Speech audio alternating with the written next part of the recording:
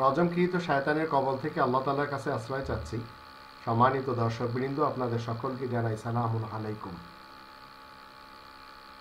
একটি দেশ যখন ইসলামী দেশ হয়, যেখানে রবতন্ত্র কায়েম হয়, তখন সেখানে গর্ভবতী মহিলা যারা থাকে, এমনকি 7 বছরের নিচে বয়সের শিশুরা প্রতিদিন 1 বোতল করে দুধ পায়।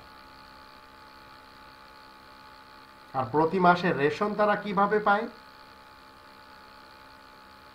প্রত্যেকটি নাগরিক 15 কেজি চাল পায়, 5 লিটার তৈল পায়, 5 কেজি মাংস পায়, 5 কেজি মাছ পায়, 5 কেজি ডাল পায় এবং প্রতি 3 মাসে লবণের একটি বস্তা পায়, আর প্রতি 3 মাসে 1 বস্তা চিনি পায়। সবাই তারা লক্ষ টাকার মালিক হয়, সবাই তারা পাসপোর্ট ফ্রি পায়, সবাই তারা যোগ্যতা অর্জন করে ভিন দেশে যায় যদি যাওয়ার প্রয়োজন পড়ে, আর সকলের কাছে ব্যাংকের অ্যাকাউন্ট থাকে। এ ধরনের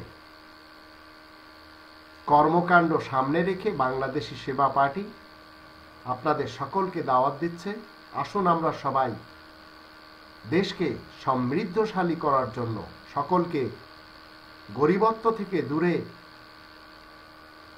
আনার জন্য এমন রাষ্ট্র আমরা গড়ে নিই, তাহলে সবাই আমরা সুখে থাকতে পারি। অন্যথায় আমাদের মাঝে এমন কিছু হায়েনা জন্ম নেবে, যা অতীতে জন্ম নিয়েছে, দেশের সম্পদ চুরি করে, ডাকাতি করে ভিন দেশে নিয়ে তারা খেয়ে যাচ্ছে।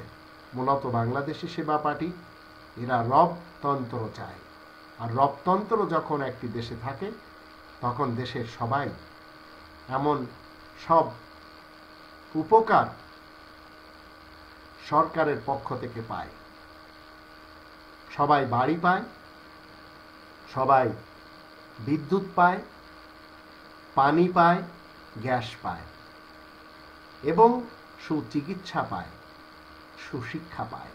আর এগুলি বাংলাদেশি সেবা পার্টি সবাইকে দিতে চায়। তাই আসুন আমরা বাংলাদেশি সেবা পার্টির হাতকে মজবুত করি। ইনশাআল্লাহ এই দেশে একদিন রবতন্ত্র কায়েম হবে।